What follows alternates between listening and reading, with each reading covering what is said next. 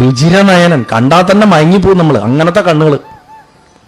അങ്ങനെയുള്ള നീ നരസിംഹവുമാണ്. ഗുരുവായൂരപ്പൻ്റെ അടുത്ത് കളിക്കാൻ പോകുമ്പോൾ ഓർക്കണം, അത് ഉണ്ണി മാത്രമല്ല, സിംഹവുമാണ്. ആ ഭഗവാനാണ് കുചേലൻ്റെ ഒപ്പം ഒരേ കട്ടിലിൽ കയ്യും പിടിച്ചിരിക്കുന്നത്.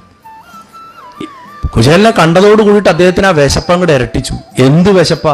ഒരു ഭക്തൻ കൊണ്ടുവരുമ്പോൾ ഉണ്ടാവുന്നൊരു വിശപ്പുണ്ട് ഭഗവാൻ.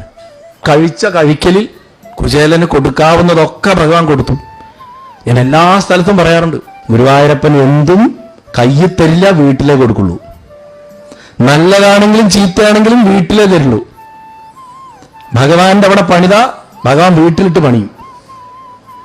കുടുംബം തോണ്ടി തരും. ഭഗവാന് നല്ലത് ചെയ്താൽ, പ്രപഞ്ചത്തിന് നല്ലത് ചെയ്താൽ ഭഗവാൻ അത് വീട്ടിൽ തരും.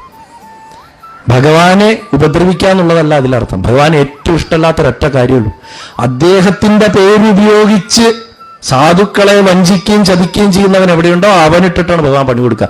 അല്ലാതെ ഭഗവാന്റെ മുതൽ മോഷ്ടിച്ചാൽ പോലും ഭഗവാൻ ഒന്നും തിരിഞ്ഞു നോക്കാറില്ല, പലപ്പോഴും സംഭവിക്കാറില്ല. അദ്ദേഹത്തിന് അതൊരു വിഷയമല്ല. ഗുരുവായൂരപ്പൻ കണ്ണു തുറക്കുന്നത് എപ്പോഴും അദ്ദേഹത്തിന്റെ പേരെടുത്തിട്ട് ദുർവിനിയോഗം ചെയ്തിട്ട് മറ്റൊരാളെ ദ്രോഹിക്കാനോ മുതലെടുപ്പ് നടത്താനോ ഉപയോഗിക്കുന്ന ഭക്തവേഷം കെട്ടിയിട്ടുള്ള വർഗങ്ങളുണ്ടല്ലോ, അവരെയാണ് ഭഗവാൻ ശരിക്കും പിടിക്കുക. ആദ്യം നന്നായി വളർത്തും, വളർത്തി വളർത്തി വളർത്തി വളർത്തി മറ്റൊരു മതഗ്രന്ഥത്തിൽ പറഞ്ഞതുപോലെ പന പോലെ വളർത്തും, എന്നിട്ട് അടിയോടെ അങ്ങോട്ട് വെട്ടും. അത് ഗുരുവായൂരപ്പൻ്റെ ഒരു രീതിയാണ്. ജരാസന്ധനെയൊക്കെ വളർത്തി വളർത്തി വളർത്തി എവിടെ എത്തിച്ചു അല്ലേ? എന്നിട്ട് എങ്ങനെയാ വെട്ടിയത്? അതുപോലെ വളർത്തി വെട്ടും. അത് ഗുരുവായൂരപ്പൻ്റെ ഒരു സ്വഭാവമാണ്. കുചേലന്റെ കാര്യത്തിലാണ് ആ നല്ലത് കൊടുത്തതിന്റെ കുടുംബത്താ കൊടുത്തത്.